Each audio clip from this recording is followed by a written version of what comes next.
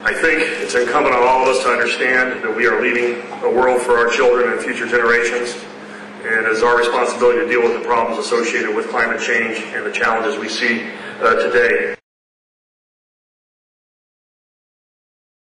We're proud to host this event here in conjunction with our partners from the Maritime Administration, Environmental Protection Agency, NOAA, and the State Department. But the entire event today was really something that started us many years ago in London as part of the effort by the International Maritime Organization to focus on maritime issues around the world.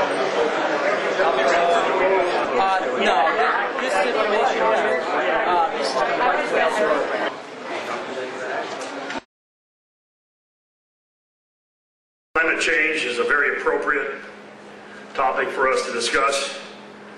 Earlier this year in August, I took a team of senior leaders from the Obama administration to the North Slope of Alaska, where we toured remote villages where they were dealing with severe erosion problems caused by the lack of sea ice, which then caused long swell activity from Siberia over to Alaska, greater fetch over the water, actually threatening the livelihood and the very existence of some of these villages up there. It's abundantly clear when you go to the Arctic, which is probably the leading indicator that things are fundamentally being transformed. The reduction in the multi-year sea ice every year is a cause for concern, as is new access to the Arctic caused by these changes and increased traffic. We are working diligently through forums such as the North Pacific Coast Guard Forum, the North Atlantic Coast Guard Forum, the International Maritime Organization. There are issues being developed in NATO, meetings being held to discuss the implications of climate change, specifically in the Arctic, because that is where we are seeing it first.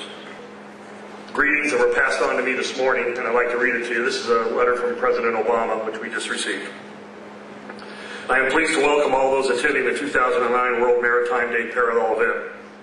America is committed to leadership in combating the serious threat of climate change, and we are glad to host this year's event. All nations will be impacted by the changing climate, and all nations must work together to address this global challenge. I commend the International Maritime Organization's member states for the continued hard work to protect the environment and climate system. I encourage IMO representatives to remember the discussions and ideas presented here as you consider ways to mitigate the maritime sector's greenhouse gas emissions, including the United States proposal to create efficiency standards for the existing fleet. I trust that regulatory agency and industry representatives will also learn from each other during today's discussions. And I hope everyone present will gain from the innovative presentations at the Science Fair. The designs of these talented students offer unique glimpses into the future of clean and green technology. Working together as a global maritime community, I am confident that we will have a lasting impact on our planet, and I wish you all the best for a successful and productive event.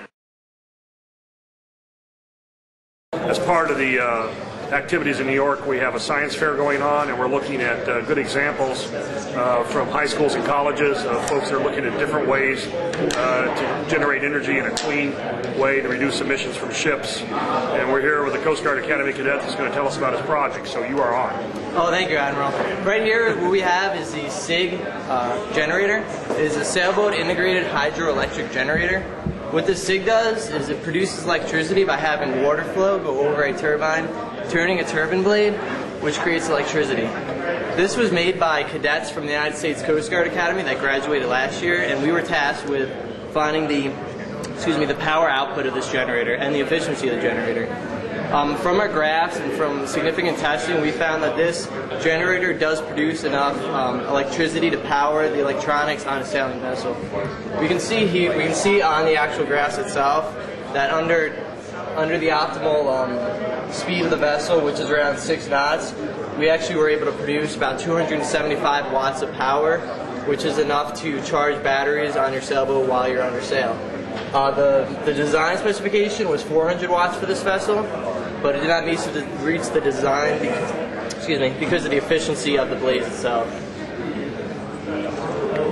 So we're going to be looking at a lot of these projects, and later on today we're actually going to be giving out some awards and choosing some winners and congratulating these folks on the very, very good work that they're doing here at World Maritime Day.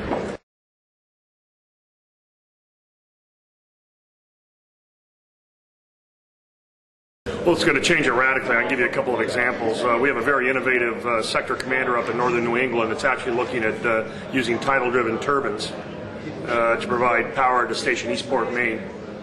We're looking at the requirements for our new offshore patrol cutter, which will be the next class of cutter we will build after the national security cutter, and see how green and sustainable we can make that hull moving forward. We have a lot of projects around the Coast Guard. We're looking at solar power and wind power.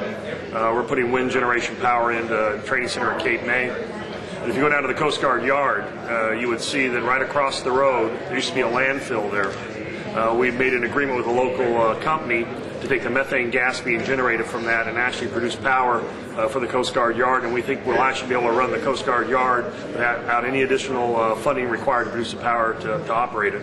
So we're doing a lot of things around the Coast Guard.